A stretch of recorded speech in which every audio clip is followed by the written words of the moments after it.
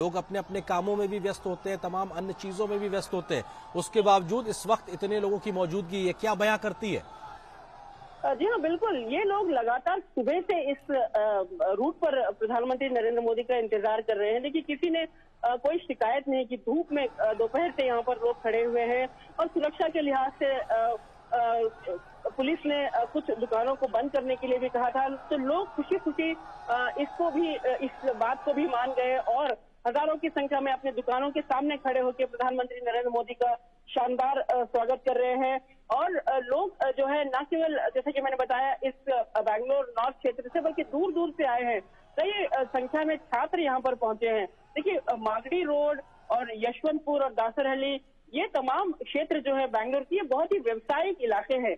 यहाँ पर कई बिजनेस सेंटर्स हैं, छोटे छोटे बिजनेस हब्स हैं और इकोनॉमिक एक्टिविटी के लिए यशवंतपुर जाना जाता है। तो यहाँ से हजारों की संख्या में व्यवसायी यहाँ पर पहुंचे हैं और प्रधानमंत्री नरेंद्र मोदी का स्वागत करने के लिए घंटों से इंतजार करते रहे।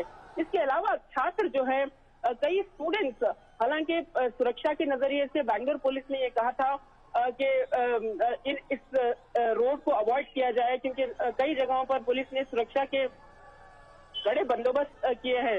लेकिन इसके बावजूद कई दूरी से छात्र चलकर इस इलाके तक पहुंचे हैं और यहाँ पर प्रधानमंत्री नरेंद्र मोदी का स्वागत करने के लिए आगे बढ़ रहे हैं। देखिए, इस इलाके में थोड़ा और आगे जाते हैं, जब प्रधानमंत्री अपना ये रोड शो एंड करेंगे सुमनहल्ली फ्लाईओवर जंक्शन के पास, वहीं पर कुछ ही दूरी पर डॉक्टर राजकुमार की समाधि है, पुनीत राजकुमार की समाधि है और यहाँ पर हजारों की संख्या में लोग यही उम्मीद करते हुए यहाँ पर भी जुटे हुए हैं कि शायद प्रधानमंत्री नरेंद्र मोदी इस ओर से भी गुजरेंगे। अब देखना दिलचस्प होगा कि क्या एसपीजी प्रधानमंत्री को उस रूट से वहां पर जाने की इजाजत देगा। लेकिन इधर हजारों की संख्या में जो लोग और हमने ये भी देखा कि प्रधानमंत्री को जिन जिन पॉइंट पर लोग स्वागत करने के लिए आयशा, आप जो बात कह रही है बहुत महत्वपूर्ण है, क्योंकि हजारों की संख्या में लोग सड़क के दोनों ओर मौजूद हैं।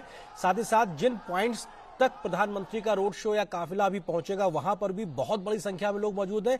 लेकिन सड़क के दोनों ओर जो दुकान है, जो व्यावसायिक प्रतिष्ठान है, उन पर भी, छतों पर, बालकनी में भी बड़ी संख्या में लोग मौजूद हैं। वो भी एक झलक प्रधानमंत्री की पाने के लिए आतुर नजर आ रहे हैं। तो ये भी अपने आप में न सिर्फ सड़कों पर बल्कि हर वो गली, चौराहे, घर, व्यावसायिक प्रतिष्ठान जो इस सड़क के दोनों ओर मौजूद है, वहां पर भी लोगों की मौजूदगी, कैमरे के साथ में एक तस्वीर को कैद कर लेने की उत्सुकता, ये भी अपने आप में दिखाती है कि प्रधानमंत्री को लेकर किस प्रकार की जन स्वीकारता है। लोग प्रधानमंत्री के स्वागत, इस्तकबाल के लिए उमड़े हुए हैं और ये सड़क के दोनों ओर का विहंगम दृश्य जो अपने आप में बताने के लिए काफी है कि किस प्रकार से प्रधानमंत्री के काफिले को, जो उनका वाहन है, उसके वाहन के आने से पहले एक तरीके से फूलों से पट जा रहा है। यानी पुष्प वर्षा लगातार पूरे इस दरमियान देखने को मिल रही है।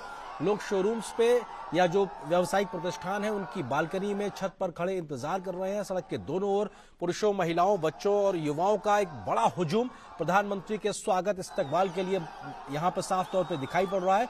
आशा, अगर देखा जाए तो बेंगलुरु के इस इलाके में, या कहा जाए इस इलाके से जुड़ी हुई तमाम विधानसभा की सीटों के लिहाज से समझने की कोशिश की जाए तो ये रोड शो अपने आप में किस प्रकार से एक बड़ा एक राजनीतिक कदम या बीजेपी के लिहाज से, या कहा जाए किस तरह से अपने आप में दिखाता हुआ नजर आएगा? आयशा जी, देखिए नरेंद्र, जैसा कि मैंने पहले बताया, बैंगलोर एक ऐसा महानगर है जिसमें 28 सीटें हैं और बहुत अहम होती है ये 28 सीटें तमाम पार्टीज के लिए। और जैसा कि मैंने बताया, जो बैंगलोर जीता वो विधानसभा उसी का होगा। तो यानी कि जो बैंगलोर की 28 पूरी सीटें जीत लेता है तो वो सरकार बनाने में एक स्थिर सरकार देने में कामयाब हो सकता है। तो ऐसे में बीजेपी का लक्ष्य है कि पूरी की पूरी 28 सीटें यहाँ से जीत ली जाए। देखिए, बैंगलोर उत्तर, बैंगलोर केंद्र, 3 लोकसभा सीट है बैंगलोर में, बैंगलोर सेंट्रल, बैंगलोर उत्तर और बैंगलोर दक्षिण में, और इन तीनों सीटों पर बीजेपी का राज है। तो अब बैंगलोर के नॉर्थ पर भी बीजेपी के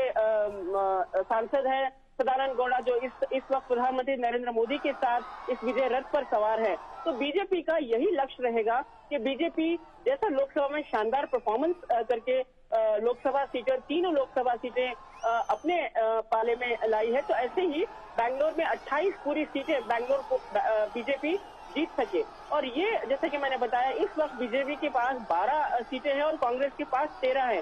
बहुत ही नेक टू नेक फाइट होती है बैंगलोर सीटों के लिए। और यहाँ पर जैसे कि मैंने बताया, यशवंतपुर, आरआर नगर और दासरहली, यहाँ पर बीजेपी की जो पकड़ है, खासकर उस छोटे व्यावसायिक इकोनॉमिक एक्टिविटी हब्स में, जो यशवंतपुर एक मार्केट है भाई, एपीएमसी यार्ड है यहाँ पर।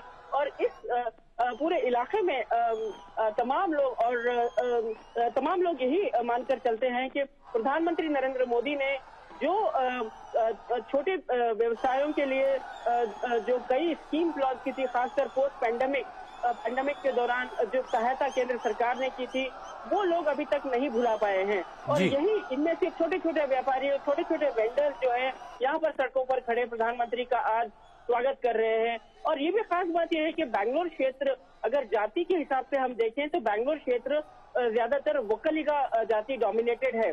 और यहाँ पर इस वक्त करीब 12 वोकलिगा